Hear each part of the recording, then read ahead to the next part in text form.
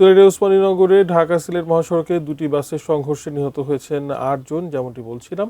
বিস্তারিত জানাতে Sylhet এমএইচইউ Osmani medical college হাসপাতাল থেকে সরাসরি যুক্ত হচ্ছেন প্রতিনিধি কামরুল ইসলাম মাহি। কামরুল ইসলাম মাহি, যারা আহত হয়ে চিকিৎসার জন্য এসেছেন, কি অবস্থা তাদের এবং বাসের যাত্রীরা কি বলছেন, কিভাবে সংঘর্ষ হলো এই দুই বাসের? মর্মান্তিক সড়ক দুর্ঘটনা এখনো পর্যন্ত আমাদের কাছে যে তথ্য রয়েছে, 10 জন আসলে নিহত হওয়ার তথ্য আমরা জেনেছি এবং সংকটাপন্ন অবস্থায় আরো বেশ কয়েকজন রয়েছেন এবং আহত এখন আমরা যতটুকু জেনেছি 20 থেকে 25 জনের মতো আহত রয়েছেন।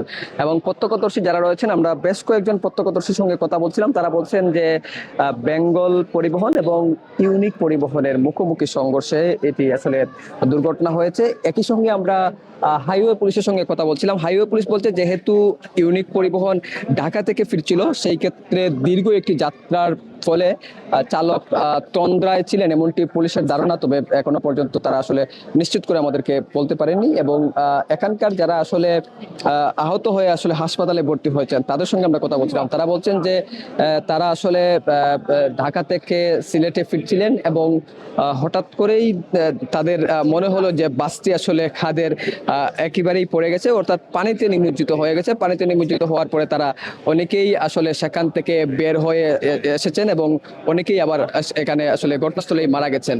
তো হাসপাতালে আসার পরে যে দুজন আসলে মৃত্যুর তথ্য আমরা পেয়েছি, তার মধ্যে একজন একটি শিশু রয়েছে। আমরা শিশুর নিতর মরদেহ আমরা দেখেছি এবং আমরা স্বজনদের সঙ্গে আমরা যোগাযোগ করার চেষ্টা করছিলাম। বেশ কিছু স্বজন তারা বলছেন যে যারা নিহত হয়েছেন তাদের কারো কারো আসলে পরিবারের একমাত্র উপার্জনক্ষম ব্যক্তি, আবার যে নারী নিহত হয়েছেন তার আসলে সন্তানাদি তারা রয়েছেন। এবং এই ঘটনার পর থেকেই কিন্তু একটি হৃদয় বিদারক পরিবেশ আসলে ওসমানী মেডিকেল কলেজ হাসপাতালে তৈরি হয়েছে। এবং এই যে আসলে সিলেট ঢাকা মহাসড়কে ভয়াবহ যে সড়ক দুর্ঘটনাটি ঘটেছে, সেই ভয়াবহ সড়ক দুর্ঘটনার ফলেই কিন্তু সড়কের যে ব্যবস্থাপনা বিশৃঙ্খলা, সেটি আসলে প্রশ্ন উঠছে। কারণ আপনি জানেন, গত কয়েকদিন আগেই এই সিলেট ঢাকা মহাসড়কের উসমানীনগরেই কিন্তু উসমানীনগরেই কিন্তু ঘটনাস্থলেই 8 জন নিহত হয়েছিলেন। তার ঠিক 1.5 থেকে 2 মাসের মধ্যেই আবারও সড়ক দুর্ঘটনা ঘটলো। এই সড়ক দুর্ঘটনায় এখনো পর্যন্ত 10 জনের নিহত হওয়ার তথ্য আসলে আমাদেরকে আমরা জানতে পেরেছি। তো সব মিলিয়ে বলা চলে যে এই যে আসলে ভয়াবহ যে সড়ক দুর্ঘটনাটি, সেই দুর্ঘটনাটি আসলে